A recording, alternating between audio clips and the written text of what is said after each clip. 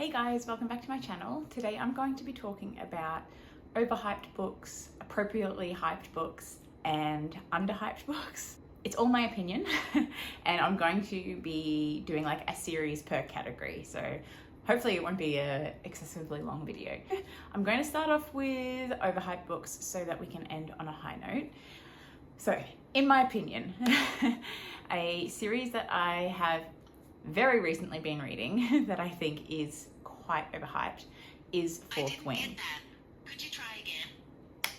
Siri talking to me. Go away, Siri. How do I stop that? There we go. So yes, Fourth Wing. Fourth Wing, look, I don't hate it, but I definitely do not think that it is worthy of the hype that is around it. So obviously started off reading Fourth Wing. It was a lot slower than I thought it would have been. I've had a lot of people saying that it's very fast paced and that they couldn't put it down, and for me that just wasn't the case. I found it, I hate to say the word boring, like in particular Iron Flame was very boring. It took me literally one day under a month to finish this, and the only reason why I was able to finish it was because I ended up listening to it on Spotify, which sort of sped up the process because I could listen to it while I was driving, and then I was also like putting my headphones in and reading along, which helped keep me more engaged. I found it really hard to be engaged. I've seen a few people saying that like they enjoyed the politics in this one. I found there was like barely any politics. I think it had the pretense of wanting to sort of be political and, you know, like, I guess talking about, there's a lot of sort of lies that are told in this, which I guess that's sort of political, but it wasn't intriguing. Like, it didn't have the political intrigue that I expected it might. This is quite definitely an overhyped series for me. The ending of Iron Flame was good. Like, I feel like the first 80%, almost to 85%, was very boring and very dry. And then the last 20 to 15% of the book was a lot more exciting. And I feel like it was a bit more exciting because I was listening to it as well. And the person who was narrating it spoke really, really fast when something was very, very exciting happening, even though it may not have been as exciting as the narrator was making it out to be. So I feel like it was just like, oh my gosh, okay, this is the part where I've got to be like really focused and, you know, it's exciting part of the book. I will read Onyx Storm, mainly because I bought it. This is one that I got in Kmart, and I've decided my new thing for hardback copies is that I'm only going to buy them if they are like special editions or there's something interesting about them. So this one's got painted edges. It's got art in the back and the front. It's the same art in the back and front. There you go. And other than that, I will just continue to stick to paperbacks because they are significantly more expensive than paperbacks.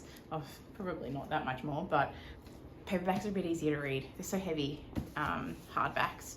So yes, I will continue with this series. It ended nicely, Iron Flame did. I liked the ending. It gives me enough to want to continue on. I just really hope that Onyx Storm is more fast-paced and more exciting. So that is my overhyped series. Moving on to my like appropriately hyped series, The Cruel Prince. So I have a bit of a funny relationship with this series. I read The Cruel Prince back when it came out, which was 2017, maybe 2018, and I didn't like it. I think I gave it like 3 stars. I was like, oh, the characters are all so mean.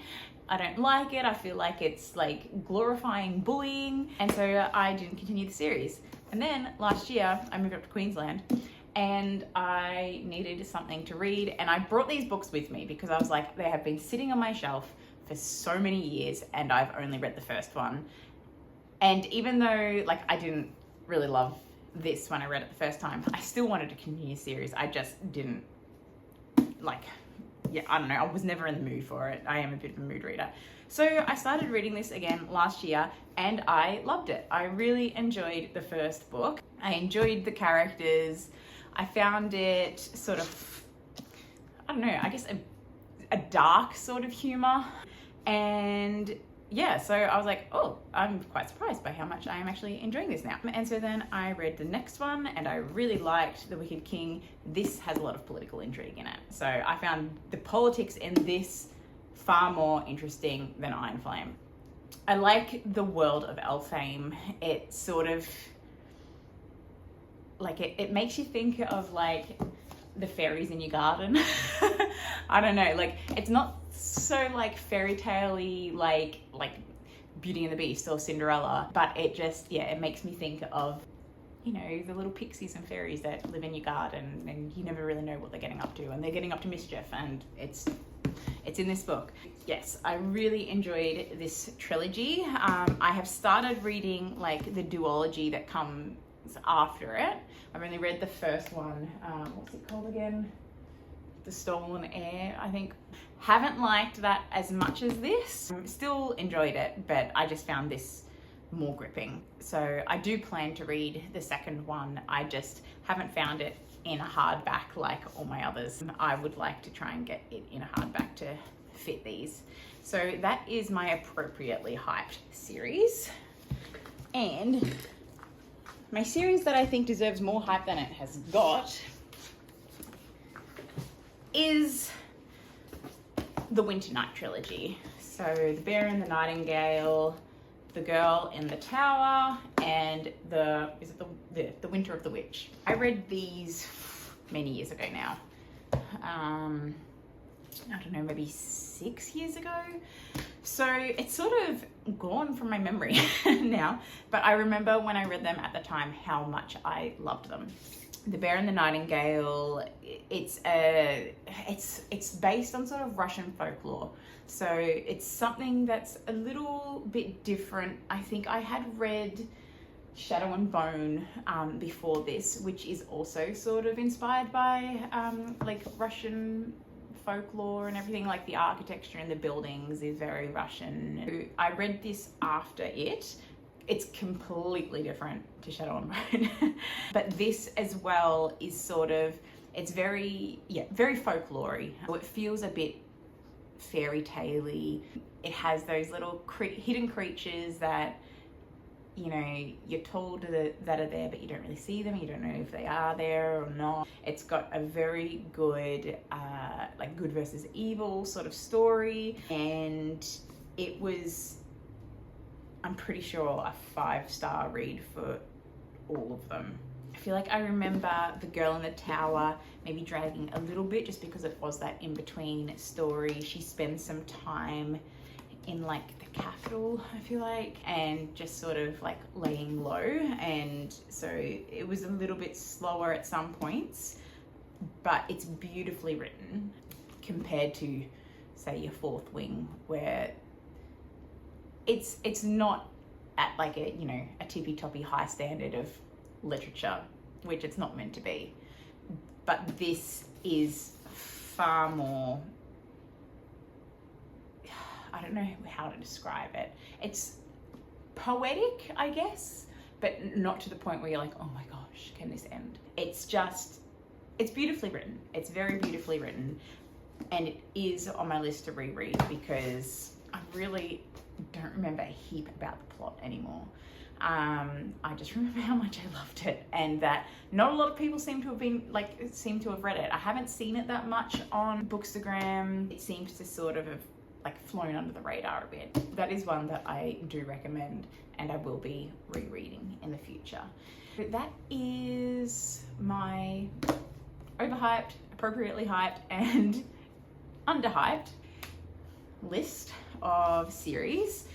There are a lot more that I could add into those categories, but I wanted to just sort of stick to one series per category this time around, just because I feel like my videos can go for a very long time because I don't know what I'm saying half the time, so I've got to edit it all out. I hope you enjoyed. Let me know if you have read any of these series and whether you agree with my opinion or not. I feel like I might get some heat thrown from my opinion on Fourth Wing, but it seems to also have a very sort of mixed following. I can't remember if I said this in another video, but I saw Brandon Sanderson talking about the phenomenon of Fourth Wing, the fact that it's got such a high rating on Goodreads, considering how many people have read it.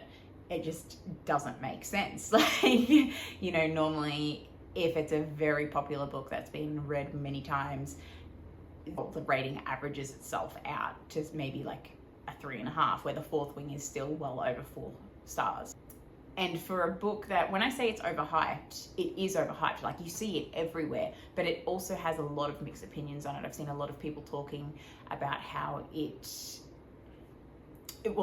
poorly written, or like how badly it was edited, and there's things with like a lot of people who speak Scottish Gaelic with the pronunciation of the words and the use of the names, and how it's disrespectful to their culture and all of this stuff. So there's a lot of like mixed things about it, and yet it's still maintaining this high rating on Goodreads, which I'm like, I don't know, maybe they're botched ratings, who knows? Like, these big companies can do whatever they want, can't they? And we just believe them. But it is a phenomenon.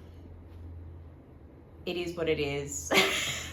The story has enough for me to keep reading it, but after Onyx Storm, if I don't feel I am loving it, I am going to DNF this series. And those 3 can sit on my shelf. They're very beautiful covers. I will give them that. I do love the covers.